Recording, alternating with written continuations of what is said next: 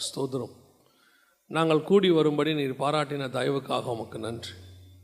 ஆண்டவரே, உம்முடைய வார்த்தைகள் எங்களுக்குள்ளே ஊடுருவட்டும். ஆண்டவரே, வேத வாக்கியங்களை அறியும்படி எங்கள் இருதயங்களை திறந்து கொடுங்கப்பா. வசனங்கள் எங்களுக்குள்ளே கடந்து வரட்டும். தேவ ஆவியானவர் பேசுவீராக, இடைபடுவீராக. எங்கள் ஆண்டவர் இயேசுவின் நாமத்தில் பிதாவே, அல்லேலூயா. வெளிப்படுத்தின விசேஷம் 2ஆம் அதிகாரம் 4வது வசனம் சொல்கிறது, ஆனாலும் நீ ஆதியில் கொண்டிருந்த அன்பை விட்டாய் என்று உன் பேரில் எனக்கு குறை உண்டு. இந்த வெளிப்படுத்தின விசேஷம் எபேசு சபைக்கு சொல்லப்பட்டதான மிக முக்கியமான ஒரு காரியம். அது குறிப்பாக இந்த 7 சபைகளுக்கு சொல்லப்பட்டிருக்கிறது எல்லா சபைகளுக்கும் பொருந்தும். இந்த 7 சபைகளுக்கு பின்னாடி சில சத்தியங்கள் இருக்கு. 7 சபையும் 7 காலகட்டங்கள் எப்படிலாம் சொல்லுவாங்க. குறிப்பாக 7 சபையினுடைய உபதேசம் எல்லாருக்கும் சொல்லப்பட்டது தான். அது எபேசுக்கு மட்டும் சொல்லப்பட்டதல்ல, எல்லாருக்கும் சொல்லப்பட்டது. அதில் ஒரு விஷயம் என்ன அப்படின்னா, ஒவ்வொரு சபைக்கும் ஒரு நற்குணம் உண்டு, நல்ல விசேஷமான காரியம் உண்டு.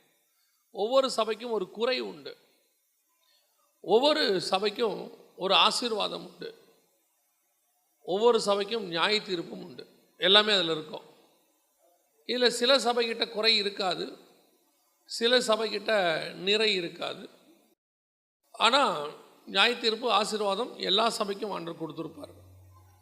அதில் எபேசு சபையை பார்த்து கர்த்தர் சொல்கிறதான ஒரு வார்த்தை என்னென்னா, ஆதியில் கொண்டிருந்த அன்பை விட்டாய் என்ற உன் பேரில் எனக்கு ஒரு குறை உண்டு. அதாவது சபை எப்படி இருக்குன்னா, குறைவற்றதும் கரையற்றதும் திரையற்றதுமான ஒரு சபை. கர்த்தர் எதிர்பார்க்கறது ஒரு பர்ஃபெக்ட் சர்ச். ஏன்னா அவர் புதிய ஏற்பாட்டு சபையை எப்படி பார்க்குறாருன்னா, மணவாட்டியாக பார்க்குறாரு. இஸ்ரவேல் ஜனங்களை மணவாட்டியாய் பார்த்து அவர்கள் தேவனை விட்டு தூரம் போனபடியினாலே அந்த ஸ்தானத்திற்கு உங்களை என்னையும் கொண்டாந்துருக்கிறார். அப்போ இந்த சபைக்கிட்ட அவர் என்ன எதிர்பார்க்குறாரு அப்படின்னா, புதிய ஏற்பாட்டு சபைக்கிட்ட த மோஸ்ட் பர்ஃபெக்ட் சர்ச், இருக்கிறதுலையே பழுதற்றதும் ஊனமில்லாதது நுகத்தடிக்கு உட்படாததுமான ஒரு சிவப்பு கிடாரி அப்படிம்பாரு. அதோட அர்த்தம் என்ன அப்படின்னா, ஒரு குறையும் இல்லாமல், பழுது இல்லாமல், ஊனம் இல்லாமல், அதோடு கூட ஒருவரும் ஏறியிராத. அதோட அர்த்தம் என்னென்னா, நுகத்தடிக்கு உட்படாத அப்படின்னு அர்த்தம். இயேசு கழுதையை செலக்ட் பண்ணும்போது கூட ஒருவரும் ஏறியிராத, த பெஸ்ட் ஒன் ஆண்டவர் எக்ஸ்பெக்ட் பண்ணுறார். நமக்கு இப்போ கடைசி காலத்தில் உபதேசங்கள் எப்படி இருக்குன்னா, ஆண்டவர் கிருபை உள்ளவர், எப்படி இருந்தாலும் கூட்டிகிட்டு போயிடுவார் அப்படின்னு சொல்கிறாங்க. ஆண்டவர் கிருபை உள்ளவர் தான், அதுக்கான குவாலிட்டியில் காம்ப்ரமைஸ் பண்ணுறவர் கிடையாது. நான் சொல்கிறது புரியுதா? எவ்வளோ கிருபையோ எவ்வளோ அன்பாக இருப்பார், ஆனால் அவர்கிட்ட என்ன கிடையாது, குவாலிட்டியில் காம்ப்ரமைஸ் கிடையாது. The perfect one. அப்போது நம்மக்கிட்ட இருக்கிற நிறைய குறைகள் இருக்குது. இந்த 7 சபைக்கிட்ட சொல்லும் போது 5 சபைகளில் குறைகள் இருக்குது. ஒவ்வொரு குறையாக ஆண்டவர் எடுத்து காட்டுறார், சொல்கிறார், நீ இப்படிலாம் செய்யாத அப்படின்னு சொல்கிறார்.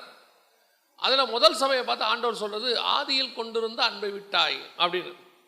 இந்த ஆதி அன்புனா என்ன, ஆதியில் கொண்டிருக்கிற அன்புனா என்ன? முதல்ல நீ என்னை ஏற்றுக்கொண்ட போது இருக்கிற ஒரு அன்பு, ஒரு பாசம், அதை இப்போ நான் உங்கள்கிட்ட எக்ஸ்பெக்ட் பண்ணுறேன் அப்படிங்கிறார் ஆண்டவரோட எதிர்பார்ப்பு. அதை நான் இப்போ எக்ஸ்பெக்ட் பண்ணுறேன். பொதுவாக இந்த வசனத்துக்கு ஒரு ஒப்புமையான இன்னொரு வசனம் இருக்குது. அதுவும் ஆண்டவரே சொல்வார், எப்படி அவர் அன்பை எதிர்பார்க்கிறாருங்கிறதுக்கு அவரே ஒரு வசனம் சொல்கிறாரு. எரேமியா தீர்க்கதரிசன புத்தகம் 2ஆம் அதிகாரம் 2ஆம் வசனம், நீ போய் எருசலேமின் செவிகள் கேட்கும்படி கூப்பிட்டு சொல்ல வேண்டியது என்னவென்றால், விதைக்கப்படாத தேசமாகிய வனாந்தரத்திலே நீ என்னை பின்பற்றி வந்த உன் இளவயதின் பக்தியையும் நீ வாழ்க்கைப்பட்ட போது உனக்கிருந்த நேசத்தை நினைத்திருக்கிறேன் என்று கர்த்தர் சொல்லுகிறார். நினைத்திருக்கிறேன் என்று கர்த்தர் சொல்லுகிறார். நல்லா கவனிங்க, அங்கே 2 முக்கியமான காரியத்தை குறித்து சொல்லப்படுகிறது. ஒன்று, நீ வனாந்தரத்திலே என்னை பின்பற்றி வந்ததான உன் இளவயது பக்தியையும் அப்படின்னு இருக்கு. பொதுவாக இது எதை பற்றி சொல்லப்பட்டிருக்கு, யாரை பற்றினா 2 பேருக்குமே வனாந்தரம் இருக்குது. உதாரணமாக இஸ்ரவேலருக்கும் இருக்குது, நமக்கும் இருக்குது. இஸ்ரவேலுக்கு கொடுக்கப்பட்டிருக்கிற நியாயப்பிரமாணத்தினுடைய மறைவு என்னன்னு கேட்டிங்கன்னா, புதிய ஏற்பாட்டு சபையினுடைய உபதேசம். உதாரணமாக அங்கே பஸ்கா ஆட்டுக்குட்டி அடிக்கப்படும், இங்கே இயேசு கிறிஸ்து சிலுவையில் அறையப்பட்டார். அங்கே எகிப்திலிருந்து விடுதலையாக்கப்பட்டோம், இங்கே பாவத்திலிருந்து விடுதலையாக்கப்பட்டோம். அதை தாண்டி அவங்க செங்கடலுக்குள்ள நடந்து வருவாங்க, அந்த கடல் பிளந்து, அது இங்கே ஒப்புமையான ஞானஸ்தானம். அங்கே மேகத்தினாலும் மேகஸ்தம்பத்தினாலும் அக்கினி ஸ்தம்பத்தினாலும் அவங்க பாதுகாக்கப்படுவாங்க. இங்கே ஆவினாலும் அக்கினினாலும் அபிஷேகம் பண்ணப்பட்டோம். அங்கே 3 நாள் பிரயாணம், இங்கே 3ஆம் நாள் உயிர்த்தெழுதல். அங்கே உங்களுக்கு 12 நீரூற்றுகளும் 70 பேரீச்ச மரங்களும், இங்கே 12 அப்போஸ்தலர்களும் 70 சீஷர்களும். இப்படி ரெண்டும் கரெக்டாக இருக்கும். கானானுக்கு வர வரைக்கும், பரலோகத்துக்கு போகிற வரைக்கும் இருக்கும்.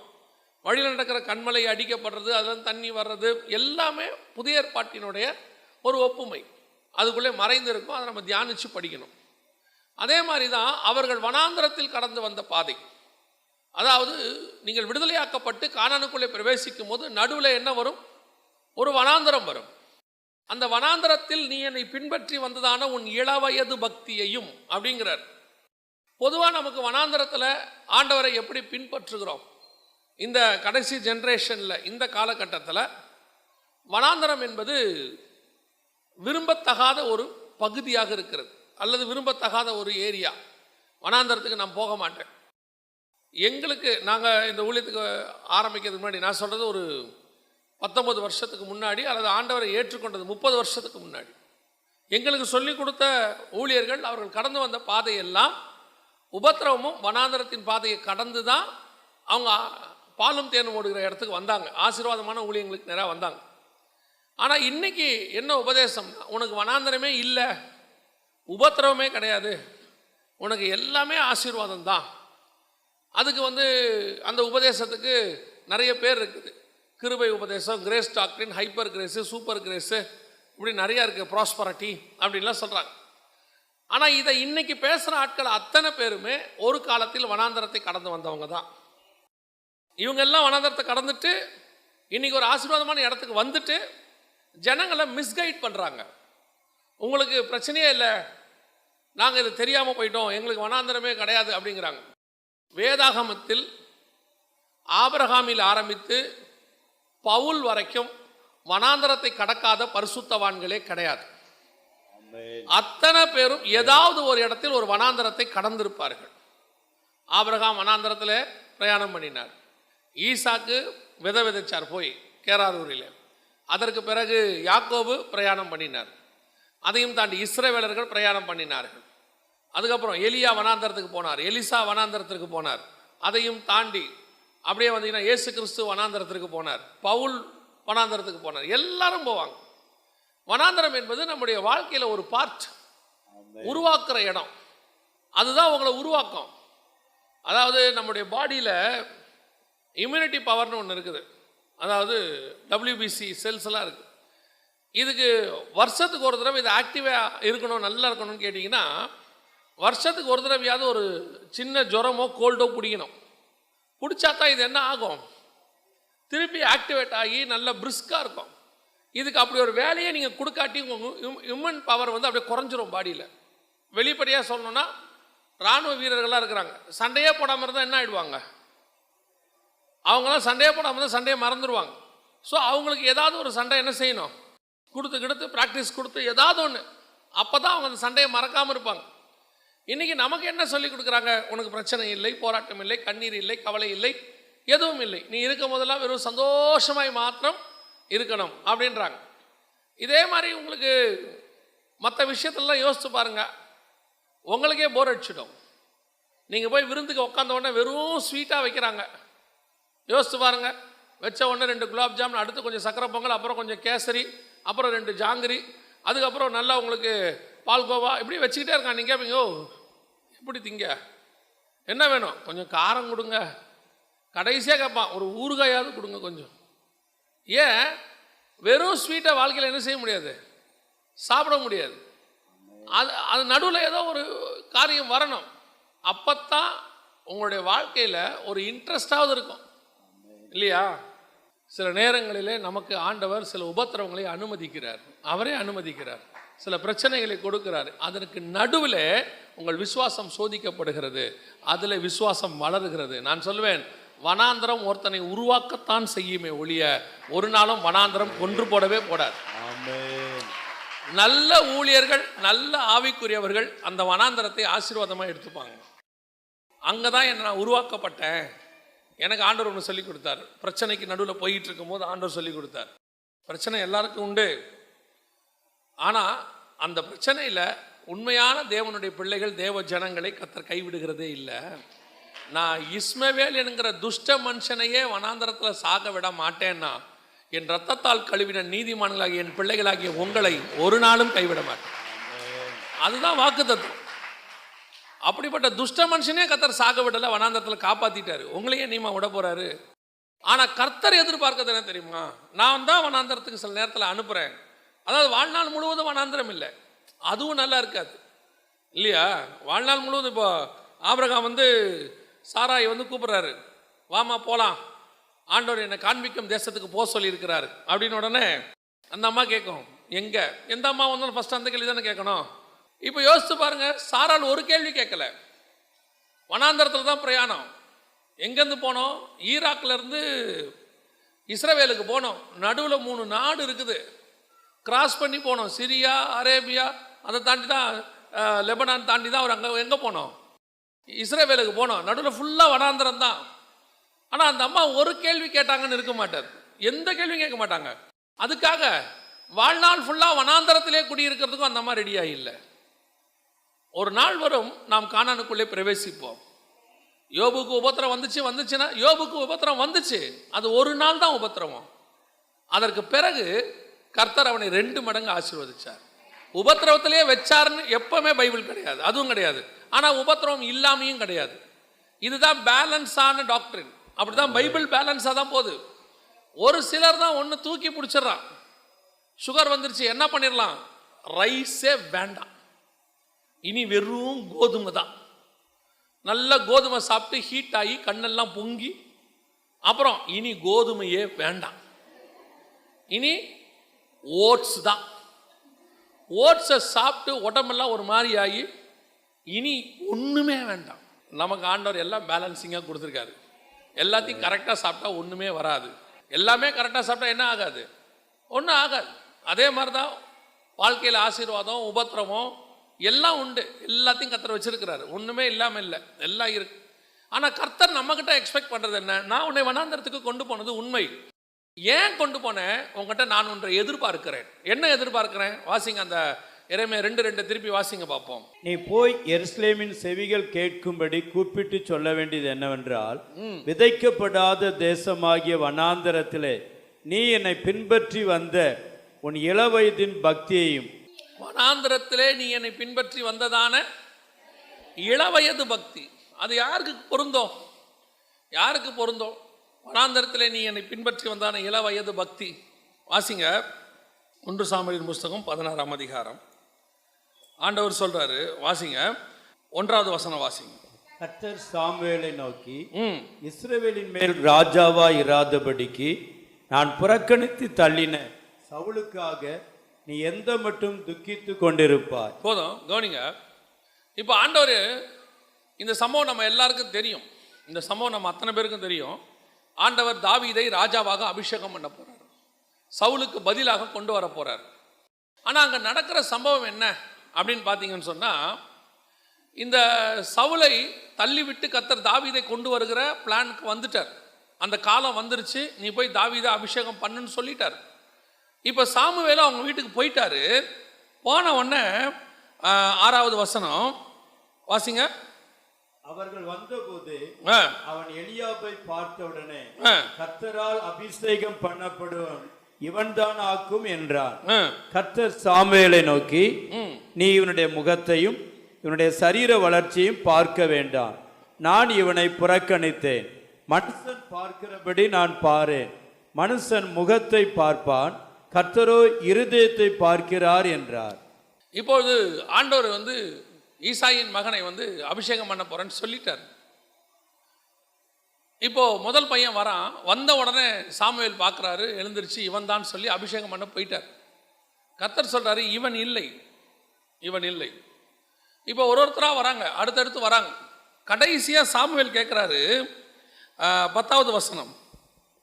இப்படி ஈசாய் தன் குமாரரில் 7 பேரை சாமுவேலுக்கு முன்பாக கடந்து போக பண்ணினான்.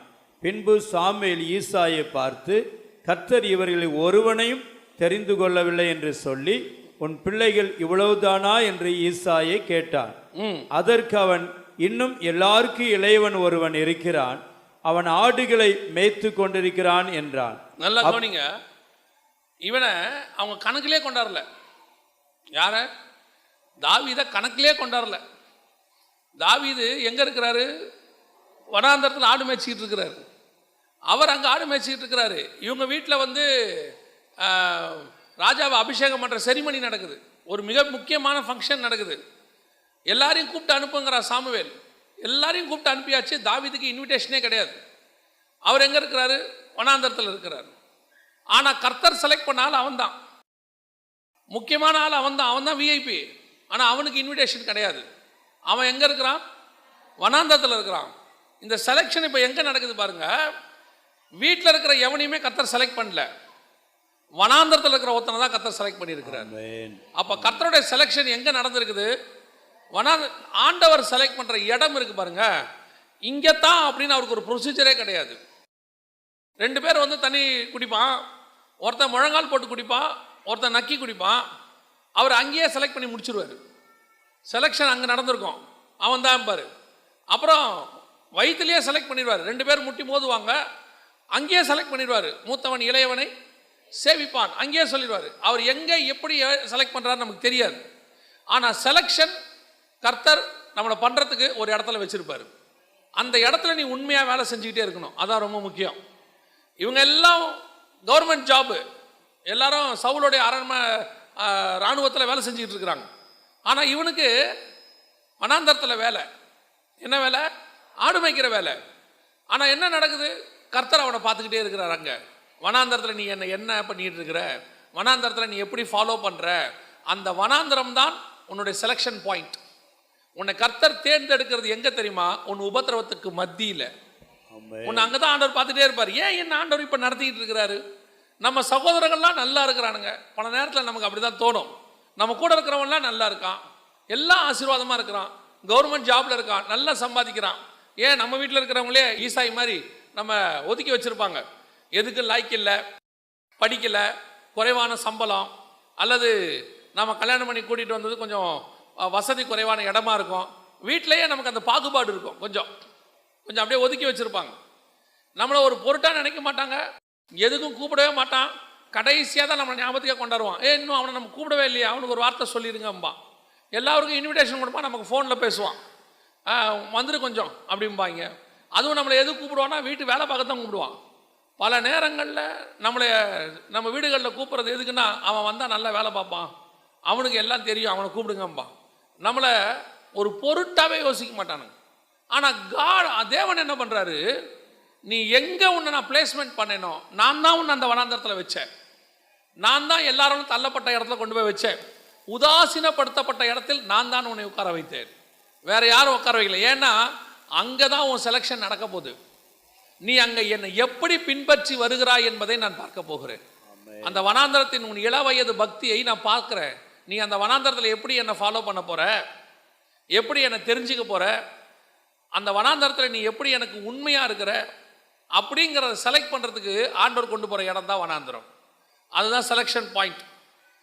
மோசே மலைக்கு மேலே இருக்கிறாரு, அவர் ஆண்டவரோட சந்தோஷமாக இருக்கிறார் 40 நாள். அவருக்கு ஒரு பிரச்சனையும் இல்லை, உபாசம் இருக்கிறாரு, ஆனால் ஆண்டவரோடு இருக்கிறாரு. கீழே இஸ்ரவேல் ஜனங்க சந்தோஷமாக இருக்கிறாங்க, குசித்து குடித்து விளையாடி சந்தோஷமாக இருக்கிறாங்க. அவன் ஒரு பக்கம் சந்தோஷமாக இருக்கான் உலக பிரகாரமாக, இன்னொரு பக்கம் ஸ்பிரிச்சுவலி சந்தோஷமாக இருக்கிறான். மேலே 2 பேருக்கு நடுவில் ஒருத்தன் இருக்கிறான். யாரு? யோசுவா. மலைக்கு கீழே இவன் என்ன நினச்சாங்க உட்காந்துருப்பான். இவன் இஸ்ரவேல் ஜனங்களோடையும் உலக பிரகாரமான சந்தோஷத்துக்கும் போகலை, இன்னும் இவன் செலக்டும் ஆகலை, ஆண்டவர் மேலே வானும் சொல்லலை. இவன் மலைக்கு கீழேயே உட்காந்துருக்கான். ஏன் உட்காந்துருக்கான்? இவனுக்கு ஒன்றும் தெரியாது. மோசே போயிருக்கார், வரட்டும், வர வரைக்கும் இங்கே உட்காந்துருப்போம். அதுதான் அவனுடைய செலெக்ஷன் பாயிண்ட். அந்த இடத்துல தான் கர்த்தர் யோசுவாவை செலக்ட் பண்ணுறாரு. நியாயமாக மோசேக்கு அப்புறம் லேவி கோத்திரத்தில் வேற யாராவது தான் வரணும், வேற யாராவது தான் செலக்ட் பண்ணோம். ஆனால் யோசுவா லேவி கோத்திரமே கிடையாது. மோசேக்கு அப்புறம் கர்த்தர் யாரை கொண்டு வராரு? யோசுவாவை கொண்டு வராரு. ஏன்? நீ ஒரு நாள் ஒரு மலைக்கு கீழே உட்காந்து மேலே போயிருக்கிற மோசேக்காக பார்த்துக்கிட்டே இருந்த பாரு, இவனுங்கெல்லாம் புசித்து குடித்து சந்தோஷமா கல்யாணம் பண்ணிட்டு இருக்கும் போது நீ எந்த சந்தோஷமும் வேணாம், எனக்கு எதுவும் தேவையில்லை, மேலே போயிருக்கிற மோசே கீழே வந்தா போதுன்னு உட்கார்ந்துருந்த பாரு. அந்த நாளை நான் பார்த்து கொண்டிருந்தேன். யாரும் ஒன்ன பார்க்கல, நான் ஒன்ன பார்த்தேன். நீ உனக்கு வேலை கிடைக்காம அழுது ஆண்டவர்கிட்ட, ஏன் ஆண்டவரை எனக்கு மட்டும் நிற்கிது. சில நேரத்தில் கர்த்தர் உன்னை பின்னாடி ராஜாவாக்கணும்னா, நான் இது எல்லாருக்கும் சொல்லலை, ஒரு சிலருக்கு சொல்கிறேன், பின்னாடி உன்னை ராஜாவாக்கணும்னா முன்னாடி சில காரியங்கள் உனக்கு கிடைக்க விடாமல் பண்ணிடுவார். நான் சொல்கிறது உண்மை, கடந்து வந்தவங்களுக்கு தெரியும். பின்னாடி உன்னை ராஜாவாக்கணும்னா முன்னாடி உனக்கு சிலது கிடைக்க விடாமல் பண்ணிடுவார். சிலருக்கு படிப்பு வராது. ஏன் வராது? எல்லாரும் நல்லா படித்து மார்க் எடுப்பான், நமக்கு மட்டும் வராது. நம்மளும் படித்து தான் பார்ப்போம், நம்ம படித்தது மட்டும் பேப்பரில் வராது. பல நேரங்களில் உண்மையாக படிச்சுட்டு போன போது கூட சில நேரங்களில் நமக்கு சக்ஸஸ் ஆகாமல் போயிருக்குது. பல நேரத்தில் ஆண்டவர்கிட்ட நான் கேட்டிருக்கிறேன், காலேஜ் படிக்கும் போது, ஏன் ஆண்டவர் எனக்கு இப்படி நடக்குது, ஏன் ஆண்டவர் எனக்கு இந்த மாதிரி போகுது. சில நேரத்தில் பதிலும் சொல்லுவார், வாக்குத்தத்த வசனங்களை கொடுப்பார், அதுவும் நடக்கும் இதுவும் நடக்கும். ஆனால் கர்த்தர் நடத்தி கொண்டு வந்த ஒவ்வொரு பாதையிலும் நான் சொல்லுவேன், கர்த்தர் என்னை நடத்தின பாதை நல்லது, அதனாலே நான் இந்த இடத்தில் நின்று கொண்டிருக்கிறேன். அதுதான் உண்மையும் கூட. ஏன்னா என் கூட படித்தவங்களாம் நல்ல நிலைமையில் இருக்கிறாங்க. இன்னைக்கு நல்ல நிலைமையெல்லாம் உலக பிரகாரமாக. ஒருவேளை நானும் அதை செய்திருந்தால் என்னால் ஒருவேளை அந்த நல்ல நிலைமையை விட்டுட்டு வர முடியாமல் போயிருக்கும். ஆண்டவருக்கு தெரியும் என் பலவீனம் எது, என் பலன் எது, என்னால் எதை விட முடியும், என்னால் எதை விட முடியாது, ஆண்டவருக்கு தெரியும். அதனால் எந்த லெவலுக்கு எனக்கு அனுமதிக்கணுமோ அந்த அளவுக்கு அனுமதிச்சார். பல நேரங்களில் சில விஷயங்கள் என்னுடைய வாலிப பிராயத்திலிருந்து ஊழியத்துக்கு வர வரைக்கும் பல காரியங்களை கர்த்தர் அனுமதிக்கலை, கொடுக்கலை. ஏன் கொடுக்கல, எதனால் கிடைக்கல அப்படின்னு யோசித்து யோசித்து யோசித்து ஒரு நாள் யோசிக்கிறதே விட்டுட்டேன். கர்த்தருக்கு சித்தமானா கிடைக்கும் விடுங்க அப்படின்ட்டு. அப்புறம் ஆண்டவர்கிட்டே சொல்லிட்டேன், உங்களுக்கு சித்தமானா கொடுங்க, இல்லாட்டி விட்டுருங்க. கடைசியில் அப்படி தான் ஜெபம் பண்ண ஆரம்பிச்சிட்டேன் ஆண்டவர்கிட்ட. பல நேரத்தில் அப்படி தான் ஆண்டவர் நம்மை நடத்துவார். நம்ம நினைப்போம், ஏன் எனக்கு மட்டும் நடக்கலை. அதை விட பெரிய விஷயம், படிச்சிருவோம், சில கோர்ஸ் முடிச்சிருவோம், நமக்கு மட்டும் வேலை கிடைக்காது. நம்மளை விட குறைவானவனுக்கு கிடைக்கும். நம்ம சொல்லி அவன் போவான், அவனுக்கு கிடைக்கும், நமக்கு கிடைக்காது. ஏன் நடக்குது தெரியாது. பல நேரத்தில் நமக்கு போய் நிற்போம், நமக்கு இல்லை சாரும்பான். ஆனால் அதை விட குறைவான குவாலிஃபிகேஷன் ஒருத்தன் வருவான், அவனை வச்சுப்பான். அவன் நம்மக்கிட்ட சொல்லுவான், நீ அதுக்கு போலியா, அந்த வேலை எனக்கு கட்சி செய்யும்பான். ஏன் நடக்குது? பல நேரத்தில் கர்த்தர் உனக்கு எல்லா கதவுகளையும் அடைப்பார். ஏன் தெரியுமா? அவர் திறந்து வச்சிருக்கிற ஒரு கதவு வழியாக தான் நீ போகணும். அந்த ஒரு கதவு திறக்கணும்னா எல்லா கதவும் மூடிடுவார். நாம நினைச்சுப்போம் எல்லா கதவும் திறந்திருக்கோம், எல்லா பக்கமும் போயிடலாம், உடனே இன்னைக்கு கிளம்பி நாளைக்கு கிளம்பி நம்ம துபாய் போயிடலாம், நாளன்னைக்கு கிளம்பி சவுதி போயிடலாம், அமெரிக்காவில் கூப்பிடுறாங்க, யூகேல கூப்பிடு, நீ எங்கே வேணால் போங்க, உங்களுக்கு கிடைக்கவே கிடைக்காது. கர்த்தர் உன்னை எங்கே நியமிச்சாரோ அங்கே தான் போக முடியும். அந்த இடம் தான் அது. தூத்துக்குடியில் நீ ஊழியக்காரன் ஆகணும்னா நீ தூத்துக்குடியில் தான் ஊழியக்காரன் ஆக முடியும். அமெரிக்கா போகிறதுக்கு உனக்கு குவாலிஃபிகேஷன் இருந்தாலும் கிடைக்காது. நான் சொல்கிறது நிஜம்.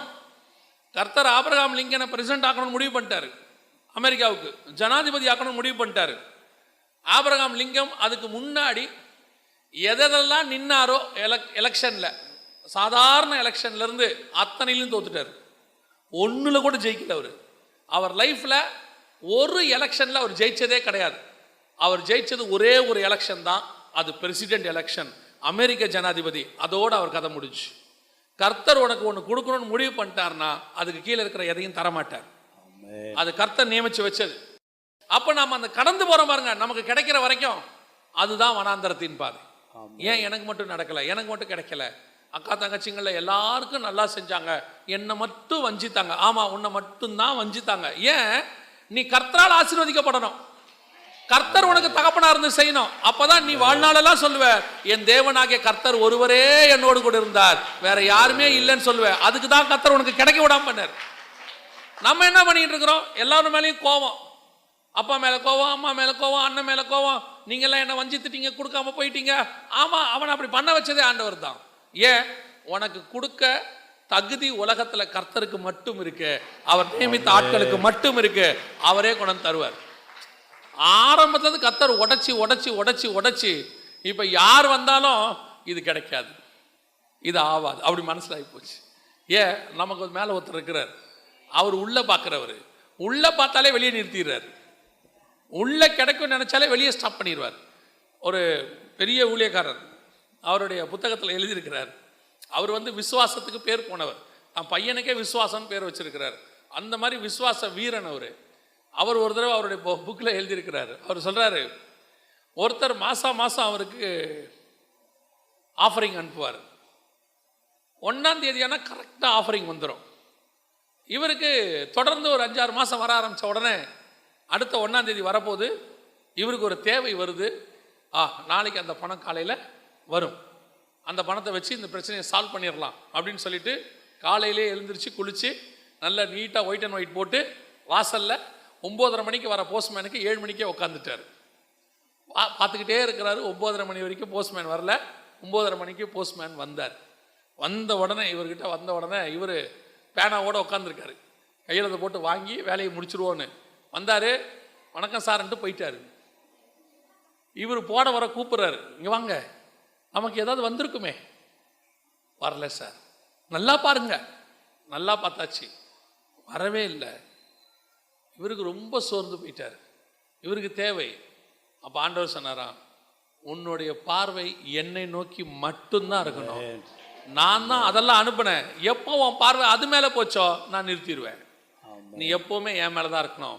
வனாந்தரத்தில் நீ பின்பற்றும் போது, தேவைகள் வரும்போது உன் இள வயது பக்தி ஆண்டவரை நோக்கித்தான் இருக்க வேண்டுமே ஒழிய ஒரு நாளும் உன்னுடைய பார்வை சுற்றி இருக்கிற மனுஷனை நோக்கி இருக்கவே கூடாது. எலியாவை நோக்கி எலிசா பார்க்கணும். எலியா சொல்றான், நான் எடுத்துக்கொள்ளப்படுவதை நீ பார்த்தால் உனக்கு 2 மடங்கு ஆசீர்வாதம்.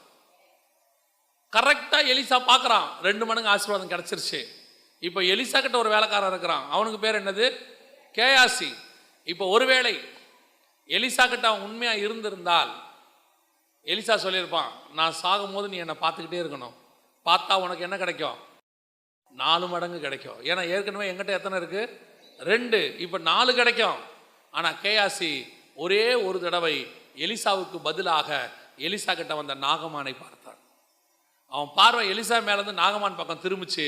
மொத்த ஆசீர்வாதமும் போச்சு. அதுக்கு பதிலாக குஷ்டம் வந்துருச்சு. நம்முடைய பார்வை எப்பவுமே தேவன் மேல மட்டும்தான் இருக்கணும். நம்ம சுத்தி ஆசீர்வாதங்கள் வரும், ஆட்களை அனுப்புவார், கர்த்தர் கொடுப்பார். எது வந்தாலும் என் பார்வை கர்த்தர் மேல மட்டும்தான் இருக்கும். அதுதான் நான் வனாந்தரத்தில் அவரை பின்பற்றுகிறதான இளவயது பக்தி. நான் என்ன சொன்னாலும் ஆண்டவர் தவிர வேற யாரையும் பார்க்க மாட்டேன். அதுதான். இப்போ தாவீதை கூப்பிட்டு அனுப்ப சொல்றாங்க, கூப்பிட்டு அனுப்புறாங்க. எனக்கு அதுல ரொம்ப பிடிச்ச ஒரு விஷயம், தாவீது வருவாரு. ஆண்டவர் சொல்ற வார்த்தைகளை பாருங்களேன். 12வது வசனம், 16-12 வாசிங்க. ஆள் அனுப்பி அவனை அழைப்பித்தான். அவன் சிவந்த மேனியும் அழகிய கண்களும் நல்ல ரூபம் உள்ளவனுமாய் இருந்தான். அப்பொழுது கர்த்தர், இவன்தான், நீ எழுந்து இவனை அபிஷேகம் பண்ணு என்றார். இவன்தான், அதுல ரொம்ப முக்கியமான வார்த்தை, இவன்தான். நீ எழுந்து அப்படின்னா என்ன அர்த்தம்? முதல் பையன் வரும்போது ஆண்டவர் சொல்லவே இல்லை. இவரே எங்க போயிட்டாரு? அபிஷேகம் பண்ண போயிட்டாரு. வசனம் சொல்லுது, அவன் வந்தபோது எலியாவை பார்த்த உடனே கர்த்தரால் அபிஷேகம் பண்ணப்படும் இவன் தானாக்கும் என்றான். அவனை பார்த்த உடனே ஃபிக்ஸ் பண்ணிட்டான், இவன் தான். ஆனா தாவீது வரும்போது இவர் என்ன பண்றாரு? உட்காந்துக்கிட்டே இருக்கிறாரு. இவனா? சின்ன பயலால இருக்கான், இவனையா செலக்ட் பண்ணி இருக்கிறாரு? கர்த்தர் சொல்றாரு, இவன் தான். நீ எழுந்து அபிஷேகம் பண்ண. அவனை உட்காந்துருக்காத, எழுந்துரு. சில நேரத்தில் கர்த்தருடைய அபிஷேகம் பண்ணப்பட்ட ஊழியக்காரர்களுக்கு கூட உன் மேன்மை தெரியாது, உன்னை கர்த்தர் வச்சிருக்கிற ஸ்தானம் தெரியாது. வெளிப்பிரகாரமாய் உன்னை பார்ப்பார்கள், நீ லாய்க்கு இல்லை அப்படிம்பாங்க. பல நேரத்தில் சில ஊழியக்காரங்கிட்ட இருக்கிற பிரச்சனை என்ன அப்படின்னா, யாராவது வந்து ஐயா பிரைஸ்லாரியா சோத்திரை அப்படின்னா அவன் நல்லவன். அவன் பாட்டுன்னு வருவான், கடைசியாக உட்காந்துருப்பான், ஜோம் பண்ணுவார், கூட்டம் முடிஞ்சவொடனே எழுந்திரிச்சு போயிடுவார். அவரை பார்த்தா இவருக்கு பிடிக்காது. அவர் சொல்வார், அவர் திமிர் பிடிச்சவர், பிரைஸ்லாடு கூட சொல்ல மாட்டார், வந்தா போயிடுவார் அப்படின்னு. ஆனால் உண்மையிலேயே அவன்தான் கர்த்தரோடு கூட நெருங்கி இருக்கிறவன். இவன் இருக்காமலா, ஐயா நீங்க இருந்தா நானும் இருப்பையா, நீங்க செத்தா நானும் செத்துருவையா, உங்களுக்காக தான் ஐயா இந்த ஜீவனே. இவன் தான் முதல் குழி தோன்றவன், ஃபஸ்ட்டு குழி தோன்றவன் இவன் தான். இந்த நல்லா உங்களை நேசிக்கிறவன் ஒரு நாளும் அவன் வாயை திறந்து சொல்ல மாட்டான் உங்க மேல ரொம்ப அன்பா இருக்கேன். மனைவி என்னைக்காவது சொல்லி பார்த்துருக்கீங்களா? மனைவி உங்ககிட்ட சொல்லி பார்த்துருக்கீங்களா? உள்ள நுழைஞ்சவொடனே நான் உங்க மேல எவ்வளவு பாசமா இருக்கேன்னு தெரியுமா? அதெல்லாம் ஒன்லி சீரியல்ல அது மட்டும் தான் நடக்கும். அந்த வசனத்தை வாசிங்க, எரேமியா 2:2 வாசிங்க பார்ப்போம். நீ போய் எருசலேமின் செவிகள் கேட்கும்படி கூப்பிட்டு சொல்ல வேண்டியது என்னவென்றால், விதைக்கப்படாத தேசமாகிய வனாந்தரத்திலே நீ என்னை பின்பற்றி வந்த உன் இளவயதின் பக்தியையும் நீ வாழ்க்கைப்பட்ட போது உனக்கிருந்த நேசத்தை நினைத்திருக்கிறேன் என்று கர்த்தர் சொல்லுகிறார். அது என்ன வாழ்க்கைப்பட்ட போது இருந்த நேசம்? எவ்வளவு அழகா சொல்றார் பாருங்க ஆண்டவர். உன் இளவயது பக்தியையும் நீ வாழ்க்கைப்பட்ட போது உனக்கு இருந்த நேசம். அது என்ன வாழ்க்கைப்பட்ட போது இருந்த நேசம்னா என்ன? கல்யாணம் பண்ணி கொடுத்த உடனே வீட்டுக்கு வருவாங்க, 2 நாள் 3 நாள் கழிச்சு எல்லாம் முடிஞ்சு வீட்டுக்கு வந்த உடனே கணவர் வீட்டுக்கு வேலைக்கு போவார். போகும்போது சாயங்காலம் 5 மணிக்கு நான் வந்துடுறேம்மா அப்படின்னு சொல்லிட்டு தான் போவார் பொதுவாக. இந்த அம்மா பாருங்கன்னா அந்த நாள் முழுவதும் வீட்டில் ஒரு தனிமையை உணரும். முதல் நாள் நான் சொல்கிறது, முதல் 2-3 நாளைக்கு வாழ்க்கைப்பட்ட போது வந்த நேசம். அது ரூம்குள்ளேயே இருப்பாங்க. பொதுவாக அந்த மாமியார் வந்து கூப்பிடுவாங்க, ஏம்மா வா வெளியே வா, இப்படி உட்காந்தே இருக்க, எல்லாம் நம்ம ஆளுங்க தான் பழகு. இப்போ இந்த அம்மாவுக்கு எல்லாமே அந்நியமாக இருக்கும். அந்த வீட்டுக்குள்ளே எல்லாமே எப்படி இருக்கும்? புதுசாக இருக்கும். ஆனால் எல்லாம் இருக்கும்.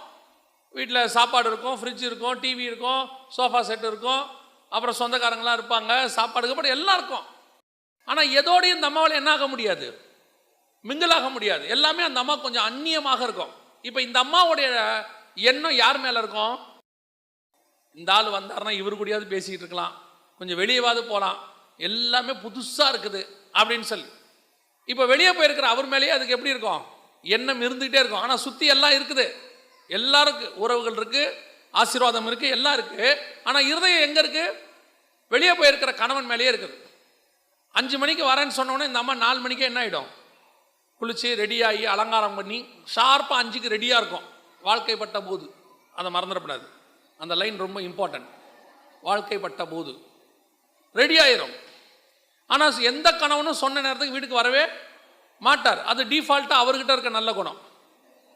உடனே மாமியாரை கேட்பாங்க, மணி 5 ஆச்சு. இப்போ இருக்கவங்கன்னா ஃபோன் பண்ணிடுவாங்க, அப்போ இருக்கவங்க 5 ஆச்சு இன்னும் அவர் வரலையே. உடனே அந்த மாமியார் ரொம்ப கேஷுவலாக சொல்லுவாங்க, அவன் அப்படித்தான்மா சொன்ன நேரத்துக்கு வரமாட்டான்.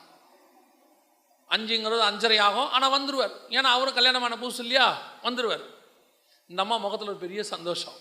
வந்து வெளியே கூட்டிகிட்டு போவார் அப்படின்னு. வந்தவுடனே அவரும் கூட்டிகிட்டு போவார், வெளியே போவாங்க. ஏன் காலையிலேருந்து இருந்த சோகம் இப்போ இல்லை? இப்போ காலையிலேருந்து வீட்டில் எல்லாம் இருந்துச்சு, சொந்தக்காரங்க இருந்தாங்க, எல்லாம் இருந்தது. ஆனால் இருதயமோ வெளியே போயிருக்கிற மணவாளன் மேலேயே இருந்துச்சு. எப்போ வந்து என்னை கூட்டிகிட்டு வெளியே போவார்? இந்த வீட்டுக்குள்ளே தனியாக உட்காந்துருக்க வேண்டியிருக்கு. அவர் வீட்டில் தனியாக இருக்கிறன்னா உடனே கணவன் சொல்வார், தான் அம்மாலாம் இருந்தாங்களே அவங்களாம் இருக்கட்டும், நான் பேசுறதுக்கு ஒரு ஆள் வேணும் எனக்கு. அதுதான் வாழ்க்கைப்பட்ட போது இருந்த நேசம். இன்னைக்கு நம்மளை சுற்றி இந்த பூமியில் எல்லாம் இருக்கும், எல்லா ஆசீர்வாதமும் இருக்கும். ஆனால் இது எதோடைய என் ஆத்மா ஒத்து போகாது.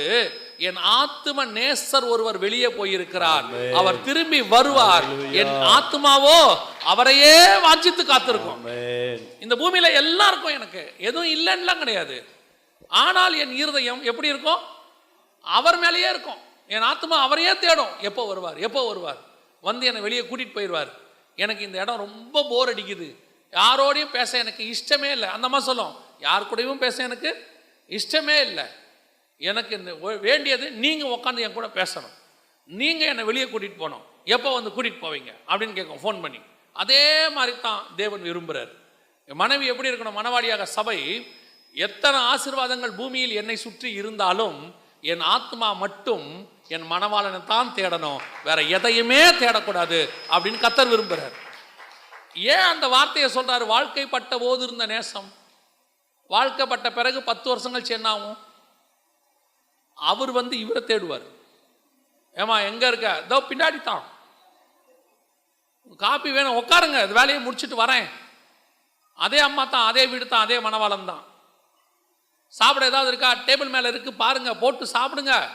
அதான் ஆண்டவர் தெளிவா சொல்றாரு, நீ வாழ்க்கைப்பட்ட போது இருந்த நேசத்தை நான் நினைத்திருக்கிறேன். இன்னைக்கு அப்படி இருக்குதா? யோசிச்சு பாருங்க, ரெபேக்கா வாழ்க்கப்பட்டு வராங்க. வந்த உடனே வசனம் சொல்லுது, அந்த வசனம் அழகா இருக்கும். 24ஆம் அதிகாரம் ஆதியாகமத்தின் புஸ்தகம் கடைசி 2 வசனம் வாசிங்க பார்ப்போம். ஊழியக்காரன் தான் செய்த சகல காரியங்களையும் ஈசாக்குக்கு விவரித்து சொன்னான். வாசிங்க. அப்பொழுது ஈசாக்கு ரெபேக்காலை தன் தாய் சாராளுடைய கூடாரத்துக்கு அழைத்து கொண்டு போய் அவளை தனக்கு மனைவியாக்கி கொண்டு அவளை நேசித்தான். ஈசாக்கு தன் தாய்க்காக கொண்டிருந்த துக்கம் நீங்கி ஆறுதல் அடைந்தான். இதுதான் வாழ்க்கைப்பட்ட போது இருந்த நேசம். என்ன நேசம்? அந்த அம்மா வீட்டுக்குள்ள வந்துச்சு. ஈசாக்குடைய தாயினுடைய சோகம் நீங்கி அவன் என்னவானா ஆறுதல் அடைந்தான். அவன் தாயின் சோகம் ரொம்ப பெருசு. ஏன்? ஈசாக்கு பிறக்கும் போது அவங்க அம்மாவுக்கு 90 வயசு, சாகும்போது ஈசாக்குக்கு 37 வயசு. ஏன்னா சாராள் சாகும்போது 127 வயசு. அப்போ ஈசாக்குக்கு 37 வயசு. கல்யாணம் ஆகும்போது 40 வயசு. 3 வருஷம் அவங்க அம்மாவுடைய சோகம் அவனுக்கு இருந்திருக்குது. சாதாரண இல்லை, 3 வருஷம் அம்மாவுடைய சோகம். ஏன்னு சொன்னால் அந்த அம்மாவுக்கு இவன் தான் உயிர், இவன் தான் உலகம். இவனுக்காக அந்த அம்மா என்ன வேணாலும் செய்யும். வேலைக்காரமாக விரட்டும், எல்லாத்தையும் மாற்றும், மொத்தத்தையும் கொடுத்துரும். ஒரே பையன், அதுவும் கடைசியாக பிறந்தவன், ஒரே பையன், கடைசி காலத்தில் பிறந்தவன். அவ்வளவு பாசத்தை ஊட்டி வளர்த்து 37 வயசு வரைக்கும் அன்பா வளர்த்துருக்கு. அதனால தான் அவனால் அடுத்த 3 வருஷத்துக்கு அவங்க அம்மாவுடைய சோகத்தை என்ன பண்ண முடியல, மறக்கவே முடியல. அதுதான் தாயினுடைய அன்பு. ஆனால் ரெபேக்கால் விஷயத்தை நல்லா கவனிச்சு பாருங்க. அந்த அம்மா உள்ளே வந்துச்சு, தன் தாயின் சோகம் நீங்கி ஆறுதல் அடைந்தான். அதுதான் வாழ்க்கைப்பட்ட போது இருந்த நேசம். நான் எவ்வளவு துக்கத்தில் இருந்தாலும் என் துக்கத்தை மாற்றுகிற ஆறுதல் உன் கையில் இருந்துச்சு. ஆண்டவருக்கு இந்த பூமியை உண்டாக்கி ஆதாம் காலத்திலிருந்து சபை உருவாகிற வரைக்கும் 4000 வருஷம் மனுஷனை பார்த்து பார்த்து பார்த்து ஆண்டவர் வந்து ஃபெடப் ஆயிட்டார். நோவா காலத்தில் சொல்றாரு, தான் மனுஷனை உண்டாக்கினதுக்கு மனஸ்தாபப்பட்ட. ஏண்டா இவனை படைச்சேன், நான் எதுக்கு இவனை படைச்சேன்? சவுலை ராஜாவாக்கினதுக்கு கர்த்தர் மனஸ்தாபப்பட்டார். எதுக்கு இப்படி பண்ண? இஸ்ரவேலை தேவன் தூர்த்து போட்டார். அந்த அளவுக்கு வேதனைப்படுத்திட்டாங்க. 4000 வருஷம் அவருக்கு இருந்த சோகத்தை 3.5 வருஷத்தில் இயேசு கிறிஸ்து ரத்தம் சிந்தி சம்பாதித்த புதிய ஏற்பாட்டு சபை அவருக்கு ஆறுதலாய் மாறியது. இந்த சபை புறஜாதி தேசத்திலிருந்து மணவாளனை சந்திக்க வருது. இதை பார்த்தோன்னே அவருக்கு ஒரு பெரிய ஆறுதல். இத்தனை வருஷம் நான் காத்திருந்த ஒரு கூட்டம், நான் எப்படிப்பட்ட ஜனங்களை விரும்பினேனோ, என்னை நேசிக்கிற ஒரு கூட்டத்தை நான் விரும்பினேன். இஸ்ரவேல் ஜனங்களுக்கு எல்லா காரியத்தையும் கர்த்தர் செய்தார். எல்லா அவங்களுக்கு தேவையானதெல்லாம் செஞ்சார். அவர்களோ அவருக்கு விரோதமாய் முறுமுறுப்பார்கள், முறுமுறுப்பாங்க, தேவனுக்கு விரோதமாக பேசுவாங்க. கர்த்தர் அப்படியே ஃபெட்டப் ஆயிட்டார். அவர் எதிர்பார்க்கிறாரு, என் இருதயத்துக்கு ஏற்ற ஒரு மனுஷன் எனக்கு வேணும். அவர் கேட்குறாரு எரேமியால, நீங்கள் என்னை விட்டு போவதற்கு நான் உங்களுக்கு என்ன தீங்கு செய்தேன்?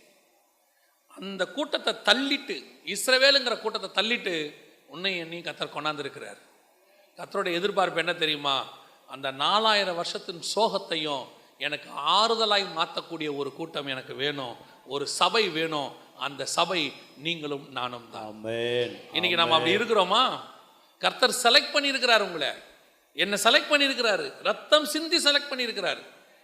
அதுதான் நீ வாழ்க்கைப்பட்ட போது இருந்த நேசம். நீ வந்தினா அந்த இடத்துல ஆறுதல் வந்துடணும். நீ வந்தினா கர்த்தருக்கு ஆறுதல் வரணும். கர்த்தருக்கு ஆறுதல் வரணும்னா முதல்ல நீ வரும்போது யாருக்கிட்ட ஆறுதல் வரணும்? மனுஷங்கிட்ட. காண்கிற சகோதரத்தில் அன்பு கூறாவிட்டால் காணாத தேவனிடத்தில் அன்பு கூறுவது எப்படி? ஒரு மருமக வீட்டுக்குள்ள வருதுன்னா மாமியார் பயப்படுது, ஆனா அண்ணம்மா தான் பார்க்குது. பொண்ணு பார்க்கறது யாரு? மாமனாரும் மாமியாரும் தான் பார்க்குறாங்க. பார்த்து கல்யாணம் பண்ற வரைக்கும் எல்லாம் சந்தோஷம். கல்யாணமான அன்னைக்கு மாமியாருக்கு பயம் வந்துடுது. இவ நம்ம கூடாரத்தை காலி பண்ணிடுவாளோ, நம்மளை அனுப்பி விட்டுருவாளோ, துரத்தி விட்டுருவாளோ. ஈசாக்குக்கு இருந்த ஒரே ப்ளஸ் பாயிண்ட் என்னன்னா, கூடாரத்தில் மாமியார் இல்லை. இந்த அம்மா வந்து உக்காந்துக்குச்சு. இப்போ ஒரு கூடாரத்துக்குள்ள 2 பேர் இருக்க வேண்டியிருக்கு. மாமியாரும் இருக்க வேண்டியிருக்கு, மருமகளும் இருக்க வேண்டியிருக்கு. இப்ப இருக்க ஈசாக்கு என்ன பண்ணிடுறான்னா, அவன் வெளியிலே தியானம் பண்ணும்படி போயிருந்தான்னு கிளம்பி போயிடுறான். வீட்டுக்கே வரமாட்டான் பாதி பேர். உள்ள ரெபேக்காலும் சாரெல்லாம் அடிச்சுக்குது. கடைசியில் ஊழியக்காரன் வந்து சால்வ் பண்ண வேண்டியிருக்கு. கேட்டு பாருங்க, இப்போ இருக்கிறவங்கள அவன் சரியில்லை, குடும்பத்தை பிரிக்க வந்துட்டான், குடும்பத்தை நாசமாக இல்லைங்க. கர்த்தர் நம்மளை கொண்டு வரும்போது ஆறுதலை தான் கொண்டு வந்திருக்கிறார்.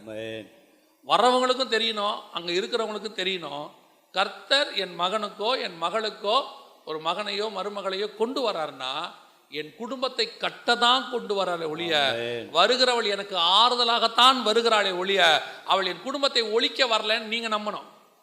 நீங்க உங்க விசுவாசமே எப்படி இருக்கு தெரியுமா? ஆளே பார்க்கவே சரியில்லையே, இவ எப்படி விரட்டி விடுவாளோ, ஆமா விரட்டுவா. ஏன்னா உன் விசுவாசம் அப்படி. பேசும்போதே எப்படி பேசுறது, அவ ரொம்ப அழுத்தமா இருக்கு, பேச்செல்லாம் ரொம்ப கோபமா இருக்கு. இல்லை, விசுவாசமா இருங்க. அவ வர்றது என் குடும்பத்தை கட்டத்தான் வர்றா, என் குடும்பத்தை இடிக்க வரல. எனக்கு அப்புறம் என் சந்ததி என் பையன் வழியா இருக்கிறதுக்கு கர்த்தர் எங்களுக்கு ஒரு ஆசீர்வாதத்தை கொடுத்துருக்கிறாரு அப்படிங்கிற எண்ணம் இருக்கணும். நீங்க யோசிக்கும் போதே தப்பா யோசிக்கிறீங்க. அடுத்து வரவங்களுக்கும் சொல்றேன், நீங்க ஒரு வீட்டுக்கு போறது அந்த வீட்டுக்கு ஆறுதல் கொடுக்கத்தானே ஒழிய அந்த வீட்டுக்குள்ள இருக்கிற ஆளை வெளியே கூட்டின்னு வரதுக்கு இல்லை. சிலதெல்லாம் இருக்கு, எல்லாரும் அப்படி சொல்ல முடியாது, ஒரு சிலதெல்லாம் இருக்கு, அது போகும்போதே மைண்டோட தான் போகுது. நான் என்னால் எல்லாரோடையும் சேர்ந்து இருக்க முடியாது, என் சுபாவமே தனியாக இருக்குது, அதுக்கு நீ வனாந்தரத்துக்கு தான் போகணும், தனியாக போயிட வேண்டியதுதான். அப்பா அம்மாவோட சேர்ந்துருக்க முடியும், அண்ணன் தம்பியோட சேர்ந்துருக்க முடியும், ஆனால் எங்கே சேர்ந்துருக்க முடியாது, மாமனார் மாமியாரோட சேர்ந்துருக்க முடியாது. கர்த்தர் பார்க்குறாரு, நீ ஆறுதல் கொடுப்பேன்னு நினச்சி தான் உன்னையே நான் உருவாக்குனேன். நீ இருக்கிற 2 பேருக்கே என்னவா இல்லை, ஆறுதலா இல்லை. உன்னை சுற்றி மொத்தமே 4 பேர் தான், அந்த 4 பேருக்கே நீ ஆறுதலா இல்லை, அப்புறம் எப்படி கர்த்தருக்கு ஆறுதலா இருப்பீங்க? உங்க வீட்டில் ஆறுதல் இல்லை என்றால் சபையிலும் ஆறுதல் இருக்காது. ஏன்? வீட்டில் இருக்கிற பிரச்சனை சபையில் பிரதிபலிக்கும். இங்கே வந்து பாஸ்டர்கிட்ட கேட்டுக்கிட்டு இருப்பீங்க, பாஸ்டர் எங்களுக்கு இவ்வளோ பிரச்சனை, சமாதானம் பண்ணுங்க, பஞ்சாயத்து பண்ணுங்க. ஏன் நடக்குது? ஏன் வர்றது ஆறுதலாக வரல.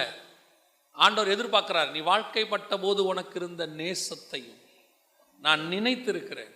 நீ உள்ளே வரும்போது ஆறுதல் வரணும், நீ உள்ளே வரும்போது ஆசீர்வாதம் வரணும். அப்படித்தான் நீங்களும் நானும் பரலோகத்தில் நுழையும் போது பரலோகம் நினைக்கும், எனக்கு ஆறுதல் கொடுக்க ஒரு கூட்டம் மேலே வருகிறது, என் மணவாளனுக்கு ஏற்ற மணவாட்டி மேலே வருகிறது. இதெல்லாம் யார் தெரியுமா? ஆறுதல் கொடுக்குறவங்க. அப்படிப்பட்டவங்க தான் போகவும் செய்வீங்க. நல்லா பார்த்துங்க, மாமியாரையும் மாமனாரையும் விரட்டி ஓல்டேஜ் ஹோமில் விட்டுட்டு கணவனோட சந்தோஷமா இருந்துட்டு வரும்போது அப்படியே மறுரூபமாகி போயிடலான்னு நினைக்கவே நினைக்காதியா, சான்ஸே இல்லை. காண்கிற மாமியாருக்கிட்ட அன்பு கூற முடியாத நீ காணாத தேவனிடத்தில் எப்படி அன்பு கூறுவ? எப்படி கூற முடியும்? அந்த ஒரு 70 வயசு 80 வயசு அந்த அம்மாவுக்கு சாப்பாடு போட முடியாத நீ, ஆனால் சர்ச்சில் பாருங்க எல்லா வேலையும் இழுத்து போட்டு செய்யும். பார்க்குறவளா சொல்லுவான், அந்த சிஸ்டர் ரொம்ப நல்ல சிஸ்டர், சர்ச்சில் எல்லா வேலையும் இழுத்து போட்டு செய்வாங்க. ஆனால் மாமியாருக்கு மட்டும் ஒரு டம்ளர் காபி போட்டு கொடுக்காது. இன்னைக்கு ஆண்டவர் நினைக்கிறாரு, உன் சுபாவத்தை பார்க்குறாரு. நீ வேணா சர்ச்சை ஏமாத்திடலாம், ஊழியக்காரனை ஏமாத்திடலாம், ஏன் சில நேரத்தில் கணவனை கூட ஏமாத்திடலாம், ஆனால் கர்த்தரை ஏமாற்ற முடியாது. நியாய தீர்ப்பு கர்த்தர் கருத்தில் இருக்குது. அவர் எல்லாத்தையும் பார்த்துக்கிட்டே இருக்கிறாரு. இது மாமியாருக்கும் பொருந்தும், மருமகனுக்கும் பொருந்தும், கணவனுக்கும் பொருந்தும். கர்த்தர் ஒன்றை பார்த்துக்கிட்டே இருக்கிறாரு.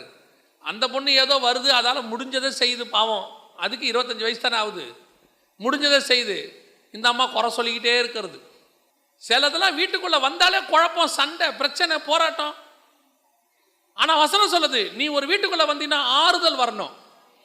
அந்த வீட்டுக்கு ஆறுதல் கொடுப்பதுக்கு தான் கர்த்தர் உன்னை அனுப்பி வச்சிருக்கிறார். ஏன் உன்னை சிரியால உருவாக்கின ரெபேக்கால கொண்டு வந்து கானானுக்குள்ள நுழைக்கிறாரு? இவனுக்கு தேவையான ஆறுதல் அங்கே இருக்கு. அதை கொண்டு வந்து கர்த்தர் 3 வருஷம் அவனுடைய சோகத்தை நீக்கக்கூடியவளாக ரெபேக்கால் உள்ளே நுழைந்தார். பாருங்க, அதுக்கப்புறம் அவங்க அம்மாவுடைய நேசத்தை மறந்துட்டான். அந்த அளவுக்கு ரெபேக்காலுடைய நேசம் இருந்து. இன்னைக்கு நாம எப்படி இருக்கிறோம்? கர்த்தருக்கு 4000 வருஷம் சோகம் இருக்கு. ஆதாமை உண்டாக்கின போது அவருக்கு இருந்த துக்கம் இருக்கு. நோவா காலத்தில் துக்கம் இருக்கு, சவுல் காலத்தில் துக்கம் இருக்கு, இஸ்ரவேல் காலத்தில் துக்கம் இருக்கு. அத்தனை துக்கத்தையும் ஆற்றி தேற்றக்கூடிய ஒரே ஒரு மனவாட்டி சபை புதிய ஏற்பாட்டு மனவாட்டி சபை தான். அதுதான் உங்களையும் என்னையும் கர்த்தர் எதிர்பார்க்கிறார். அதான் வசனம் சொல்லுது, நீ வாழ்க்கைப்பட்ட போது உனக்கு இருந்த நேசம். நாம செய்யறோமா? ஆண்டவருக்கு முன்னாடி உண்மையா இருக்கிறோமா? ஆண்டவரை தேட ஆரம்பிச்ச காலத்துல இருந்த அன்பு ஆண்டவர் மேல இருக்குதா? யோசித்து பாருங்க. நாம அந்த மாதிரி ஆண்டவரை நேசிக்கிறோமா? உண்மை உள்ளவர்களா இருக்கிறோமா? எல்லாம் அப்படியே ஒரு 10 வருஷம் ஆக ஆக கொஞ்சம் கொஞ்சமா அன்பு குறைஞ்சு போகுது. ஆராதனை 9 மணினா 8:55 வந்துடுவோம். அப்போ வண்டி கூட இருக்காது, நடந்து வருவோம், ஓடி வருவோம், பஸ்ஸை பிடிச்சி வருவோம், விறுவிறுக்க வருவோம். ஒரு சிலர்லாம் நாங்கள் சொல்கிறோம் எங்கள் காலத்தில் அப்படியே வரும்போது முதல்ல பாய போடுவோம். சிலர் சர்ச்சை க்ளீன் பண்ணுவாங்க. அதெல்லாம் இருந்துச்சு.